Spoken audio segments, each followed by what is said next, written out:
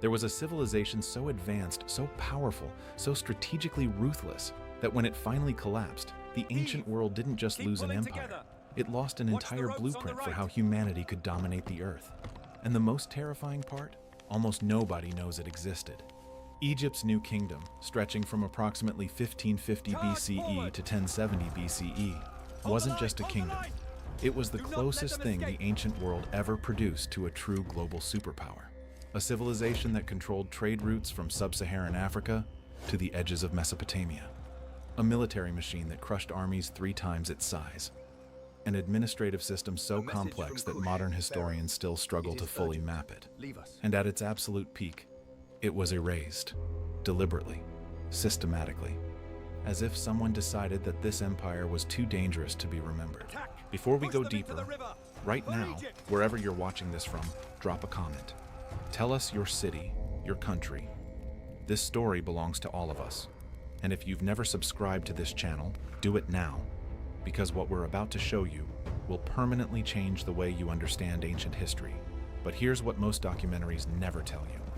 The new kingdom didn't rise because Egypt got lucky. It rose because Egypt nearly died, and came back angrier, smarter, and more dangerous than anything the ancient world had ever seen.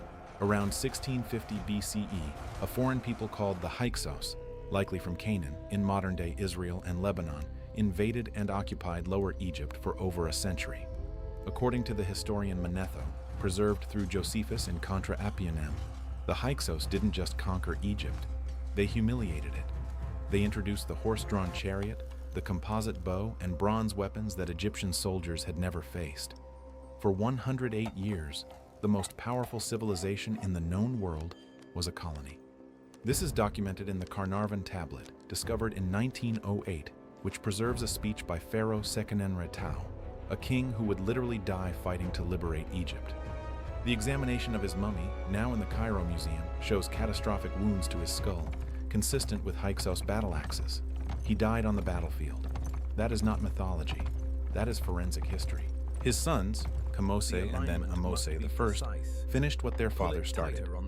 By approximately 1550 BCE, Amose I expelled the Hyksos, reunified Egypt, and in doing so, triggered the most explosive period of imperial expansion in African history.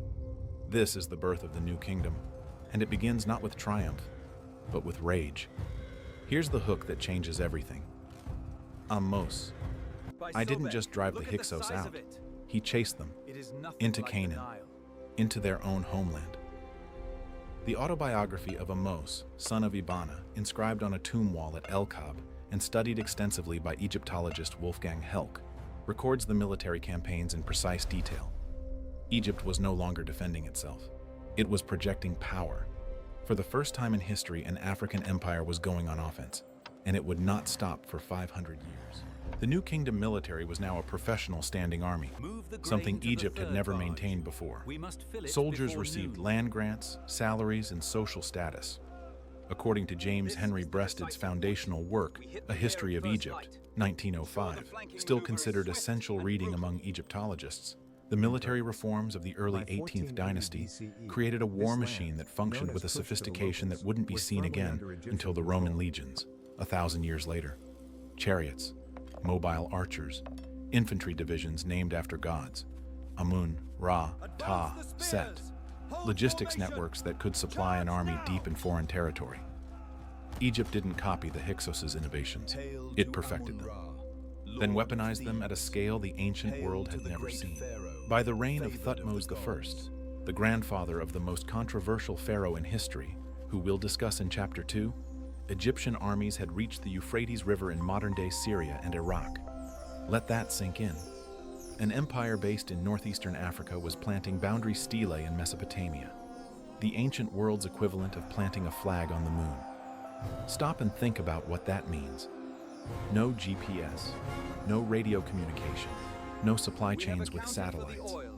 And yet, Egypt fed, armed, and commanded armies thousands of miles from home, using a bureaucratic and logistical system that modern military historians describe as genuinely staggering for its era. It is done, my lord. Egyptologist Betsy Bryan of Johns Hopkins University has argued that the administrative complexity of the New Kingdom was not matched again in the region until the Persian Achaemenid Empire, 500 years later.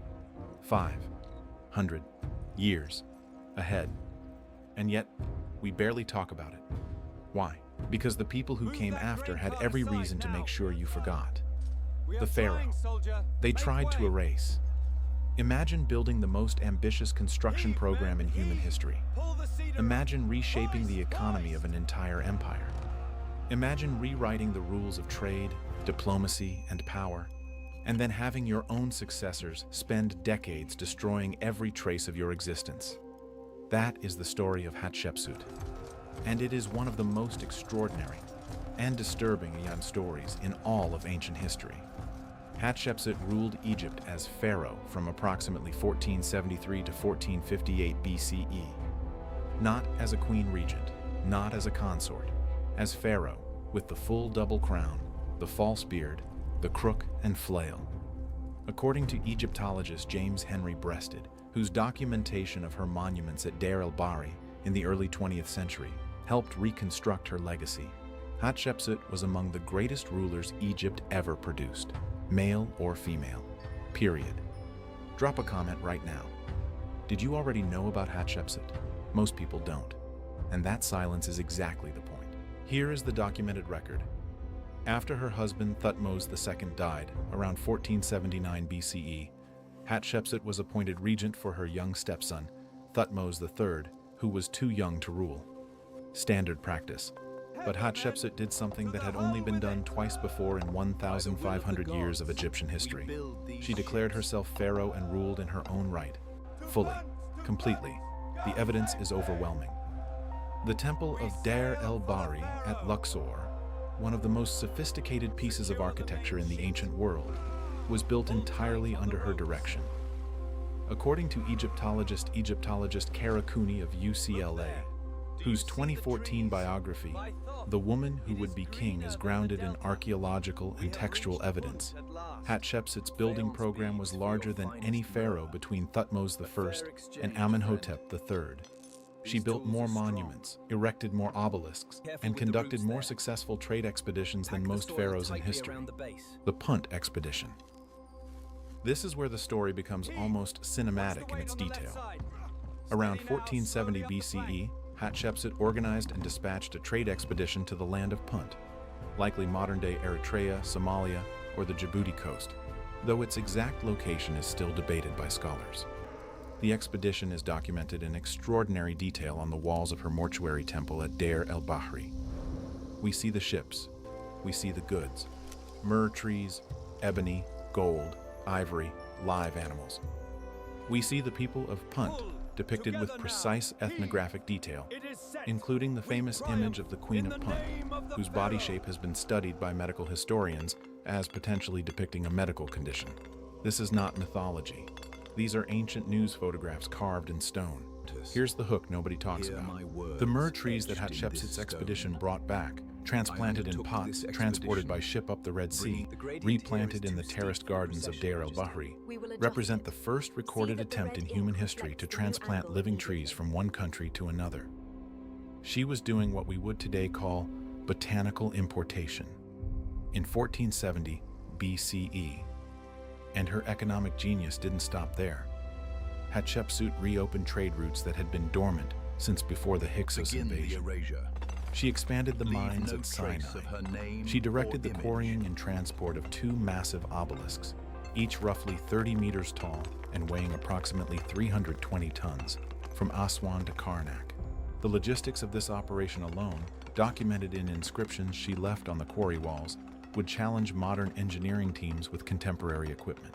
According to geological and engineering analysis conducted by researchers including Egyptologist and engineer John Romer, whose work A History of Ancient Egypt synthesizes decades of archaeological data, the transport of these obelisks required a level of project management sophistication that was, for its time, without parallel on Earth.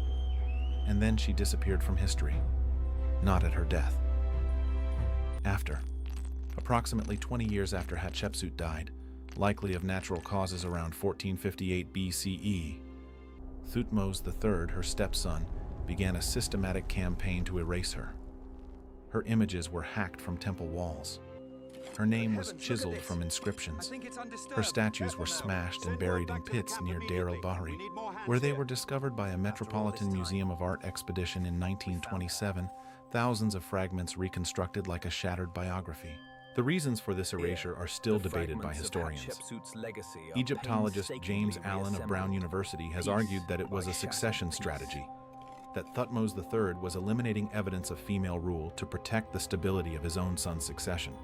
Others have suggested it was personal, political, or perhaps all three. What we know for certain is this: the erasure worked.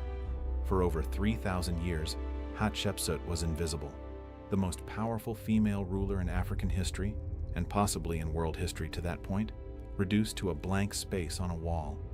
She was rediscovered because of a single clue: a cartouche, a royal name ring, found inside a buried chamber at Deir el-Bahri, where her erased face once looked down on the valley she had transformed. History tried to erase her. The stone remembered. When Egypt broke the world and itself, there is a battle in ancient history so strategically complex, so geopolitically significant, that modern military academies still study it. A confrontation between the two greatest empires on Earth at the time, one that ended not with a winner, but with something the ancient world had never seen before: a peace treaty, a legally binding, internationally recognized document, signed in 1259 BCE. We are talking about the Battle of Kadesh, and we are talking about the man at the center of it, the pharaoh who built more monuments, fathered more children, reigned longer, and understood propaganda better than almost any ruler in recorded history: Ramesses II. And here's the question that should disturb you. If Ramesses II was the greatest pharaoh of the New Kingdom, and many historians argue he was, then why does his reign mark the beginning of the end? Let's establish the facts first. Ramesses II came to power around 1279 BCE. He would reign for 66 years, dying around 1213 BCE at an estimated age of 90, according to the forensic analysis of his mummy conducted by Dr. James Harris of the University of Michigan and Dr. Kent Weeks of the Theban Mapping Project. His mummy, now in the Cairo Museum, shows the physical evidence of a man who lived hard and long: severe arthritis in his spine, dental abscesses, and the physical wear of decades of military campaigning. He launched his first major campaign into Canaan and Syria almost immediately after taking the throne. By his 5th year of reign, approximately 1274 BCE, he had assembled a massive army and marched north to confront the Hittite Empire, the only power on earth that could challenge Egypt. The Hittites, ruled by Muwatalli II from their capital at Hattusa in modern-day Turkey, had been slowly encroaching on Egyptian vassal states in Syria for decades. Kadesh, a major city on the Orontes River in modern Syria, was the flashpoint. What happened at Kadesh in 1274 BCE is documented in more detail than any battle in the ancient world before Julius Caesar. Ramesses left us 5 different accounts: 2 narrative poems, 2 carved wall reliefs at Karnak, Luxor, Abu Simbel, and the Ramesseum, and the poem of Pentar, the longest ancient Egyptian literary text ever found. According to these sources, and cross-referenced against Hittite accounts, here is what actually happened. Ramesses II walked into an ambush. 2 Hittite agents, pretending to be deserters, fed the Egyptian king false intelligence. They told him the Hittite army was far to the north, still days away from Kadesh. Ramesses believed them. He advanced with only his personal division, the division of Amun, leaving his other 3 divisions strung out on the march behind him. The Hittites, with 3,500 chariots, the largest chariot force ever assembled in ancient history according to Egyptologist Kenneth Kitchen of the University of Liverpool, the world's leading authority on Ramesses II, struck the isolated division of Re as it marched through open ground. The Egyptian force was shattered. Survivors fled directly into Ramesses' camp, bringing total chaos. Ramesses II was surrounded, heavily outnumbered, his elite guards scattered. What happened next is why his name survived 3,000 years. According to both the poem of Pentar and the bulletin text, Ramesses charged, alone, essentially, repeatedly. He led personal charges against the Hittite encirclement, fighting his way through multiple attacks until his other divisions could regroup and reach his position. The Hittites, having burned their opportunity by stopping to loot the Egyptian camp, lost the initiative. The battle ended inconclusively. Both sides claimed victory. Both sides were lying. But here is where Egypt's strategic brilliance and its fatal flaw is exposed simultaneously. Ramesses came home and built the greatest propaganda machine in ancient history. He carved the Battle of Kadesh onto the walls of 5 temples. He wrote the poem of Pentor, essentially the world's first piece of military self-promotion literature. He depicted himself single-handedly destroying the Hittite army, a scene reproduced on a scale no other pharaoh had ever attempted. And it worked. For 3,000 years, people believed it. Here's the uncomfortable truth that critical historians now acknowledge. The propaganda concealed a strategic failure. Egypt did not take Kadesh. Egypt did not defeat the Hittites. Egypt was, in fact, slowly losing its grip on its Syrian territories. And Ramesses knew it, because 16 years later, in 1259 BCE, he signed the world's first international peace treaty with the Hittite king Hatshepsut III. The treaty, preserved in both Egyptian hieroglyphic and Hittite cuneiform versions, with a copy now displayed at the United Nations headquarters in New York, is a remarkable document. It establishes mutual non-aggression, extradition of political refugees, and military alliance against common threats. Kenneth Kitchen calls it the most important diplomatic document of the Bronze Age. But read between the lines, Egypt was agreeing to permanent borders it had once smashed through at will. The empire was consolidating, contracting, and Ramesses was spending the resources he needed for military expansion on monuments. Enormous, magnificent, incredibly expensive monuments. At Abu Simbel, at the Ramesseum, at Karnak, at Luxor, at Abu Ghorab, at Memphis. The greatest legacy project in ancient history was being funded by an empire that was quietly running out of momentum. Subscribe right now if you haven't, because what comes next is the part of this story that no documentary has ever told in full. The collapse. How the most advanced civilization on Earth simply ceased to exist. Around 1200 BCE, something happened that historians still cannot fully explain. Not one empire fell, not two. In the space of approximately 50 years, almost every major civilization in the Eastern Mediterranean, the Hittites, the Mycenaean Greeks, the Ugaritic city-states, the Cypriot kingdoms, the Canaanite coastal cities, collapsed completely, simultaneously, with a speed and totality that has no parallel in ancient history. Egypt survived, but barely. And what emerged from the wreckage was not the empire that had gone in. This is the Bronze Age collapse, and it is one of the greatest unsolved mysteries in human history. Here's what we know for certain, based on the archaeological record. By 1185 BCE, the Hittite Empire, Egypt's greatest rival, the civilization that had fought Ramesses to a standstill at Kadesh, was gone. Their capital, Hatshepsut, was burned and abandoned. According to Hittite texts discovered at the site in the 19th and 20th centuries, the last Hittite king sent desperate letters to Egypt and other powers begging for grain shipments because his people were starving. No reply has been found, or perhaps Egypt no longer had the grain to send. The city of Ugarit, a major Syrian port city and one of the most cosmopolitan places on Earth in the Bronze Age, was destroyed around 1185 BCE. Archaeologists excavating the site in the 1920s found a clay tablet in the kiln room of a local official's house that had never been sent. According to Egyptologist and Bronze Age specialist Eric Klein of George Washington University, whose 2014 book, 1177 BC, The Year Civilization Collapsed, synthesizes the latest archaeological findings, the tablet was a desperate call for help. Enemies were attacking from the sea. The tablet was still being fired when the city was destroyed. The message was never delivered. Stop for a moment and feel what that means. A message fired into clay, never sent, found 3,000 years later. That tablet is the sound of a civilization dying in real time. The cause of the Bronze Age collapse has been debated for over a century. Eric Klein's analysis, supported by archaeological evidence from dozens of sites, argues that no single cause explains the catastrophe. Instead, it was a perfect storm. Drought and famine on a multi-decade scale confirmed by paleoclimatological data from lake sediment cores. Internal rebellions, disruption of the interconnected Bronze Age trade network, earthquakes, and, crucially, a mysterious group referred to in both Egyptian and Hittite sources as the Sea Peoples. Who were the Sea Peoples? This is one of ancient history's greatest open questions. The Sea Peoples are documented primarily in Egyptian sources, particularly the inscriptions and reliefs of Ramesses III at Medinet Habu Temple at Luxor, dating to approximately 1175 BCE.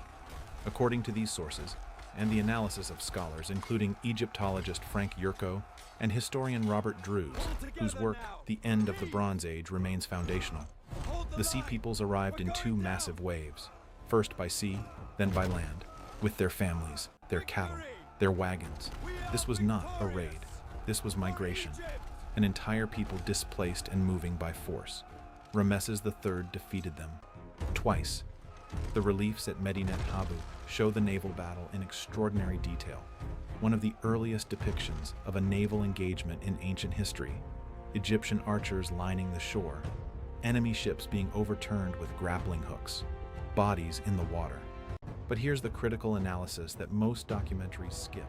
Ramesses III won the battles and lost the war. Egypt after his reign was not the same country. The treasury was exhausted. The professional army was now composed largely of foreign mercenaries, including, ironically, some of the very Sea Peoples Egypt had just defeated. According to the Harris Papyrus, a document dating to just after Ramesses III's death, now in the British Museum and analyzed extensively by scholar John Wilson, the temple estates alone owned approximately 30% of all cultivated land in Egypt. The religious institutions had become more powerful than the state. The assassination of Ramesses III, documented in the Judicial Papyrus of Turin and confirmed by CT scanning of his mummy by Egyptologist Zahi Hawass and colleagues in a 2012 study published in the British Medical Journal, shows that his throat was cut. A harem conspiracy. The greatest warrior of the late New Kingdom was murdered by members of his own household. After Ramesses III, Egypt had 9 pharaohs in the next 110 years, all named Ramesses, none significant. The empire shrank, Nubia was lost, Canaan was gone. The last significant pharaoh of the New Kingdom, Ramesses XI, died around 1070 BCE, and Egypt split in two. The high priest of Amun controlled the south, a general controlled the north. 500 years of unified imperial power, dissolved in a generation. And here's the final hook, the question that haunts every historian who studies this. Why was the knowledge lost? The New Kingdom had sophisticated astronomical records, medical papyri, including the Edwin Smith Surgical Papyrus and the Ebers Papyrus, that describe surgical procedures and pharmaceutical treatments with a clinical precision that would not be matched until the Hellenistic period, 1,000 years later. They had engineering knowledge capable of moving 300-ton stone objects and aligning them to solar events with sub-degree accuracy. They had a diplomatic framework, the world's first, that maintained peace between great powers for 60 years. All of it fragmented, scattered, partially preserved and partially lost in the collapse of the administrative system that housed it. The New Kingdom didn't just fall. A knowledge ecosystem fell with it. Archaeologist and historian Barry Kemp of Cambridge University, who has spent decades excavating Amarna, the revolutionary capital of the New Kingdom's most controversial pharaoh, Akhenaten, has written that the New Kingdom at its peak represented a level of organizational complexity that is genuinely difficult to comprehend given the tools available. They did it without electronics, without mass communication, without the scientific method as we understand it. They did it with papyrus, bronze, obsidian, and an administrative genius that modern scholars still struggle to fully map. And when it ended, not with a single catastrophic battle, but with a long, slow, compounding series of crises that fed on each other. What was lost was not just territory, not just monuments, but a way of thinking about what civilization could be. Subscribe to this channel right now if you made it this far, because this story is not finished. Tell us in the comments, what part of this changed what you thought you knew about ancient Egypt? What question do you want us to answer next? The empire is gone, but the stone still speaks, and if you know how to listen, it has never stopped.